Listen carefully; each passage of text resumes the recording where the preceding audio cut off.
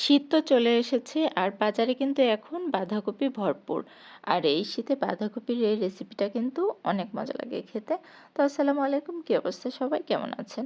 চলে এলাম নতুন আরও একটি ভিডিও নিয়ে। আর আজকে আমি রান্না করছি বাঁধাকপি দিয়ে ডাল দিয়ে একটা সবজি। আর এই সবজি রান্না করার জন্য এখানে আমি বাঁধাকপি কেটে নিয়ে নিয়েছি আর এখানে দিয়ে দিয়েছি মসুর ডাল। মসুর ডালটাকে আমি আধা ঘন্টা ভিজিয়ে রেখে ধুয়ে এখানে দিয়ে দিয়েছি। আর দিয়ে দিলাম পেঁয়াজ কুচি, রসুন কুচি, কাঁচামরিচ কুচি আর স্বাদ মতো লবণ। আর দিয়ে দিয়েছি এখানে হাফ চামচ হলুদের গুঁড়া।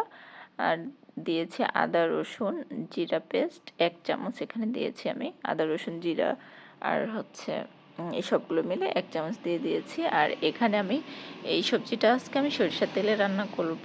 সরিষার তেলে রান্না করলে এটা কিন্তু খেতে বেশি মজা হয়। আর এখানে কিন্তু আমি শুরুতেই একটা তেজপাতাও দিয়ে দিয়েছিলাম। তো এখন সরিষার তেল দিয়ে আমি খুব ভালোভাবে মেখে নেব। আর এই বাঁধাকপিটাকে কিন্তু মেখে একদম মানে ভর্তা ভর্তা করে ফেলতে হবে, তাহলে কিন্তু এই সবজিটা খেতে বেশি মজা লাগে। তো আমি খুব ভালোভাবে মেখে নিয়েছি। এখন এর মধ্যে দিয়ে দিলাম পরিমাণ মতো পানি।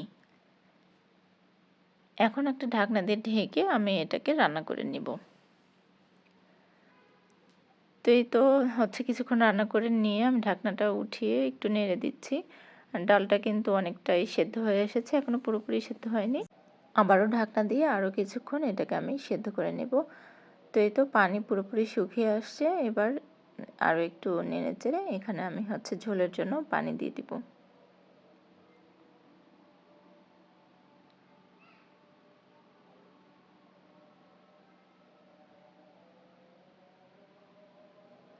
ঝোলের জন্য পানি দিয়ে এটাকে নেড়ে আবারও ঢাকনা দিয়ে আরও কিছুক্ষণ এটাকে রান্না করে নেব। তো এই তো ঝোল শুকিয়ে আসা পর্যন্ত আমি আরও কিছুক্ষণ রান্না করে নিয়েছি। ঝোলটা অনেকটা শুকিয়ে আসছে। এখন এর মধ্যে আমি দিয়ে দিচ্ছি 1 চামচ টালা জিরার গুঁড়া। এবার এটাকে খুব ভালোভাবে এই সবজিটার সঙ্গে মিশিয়ে নেব।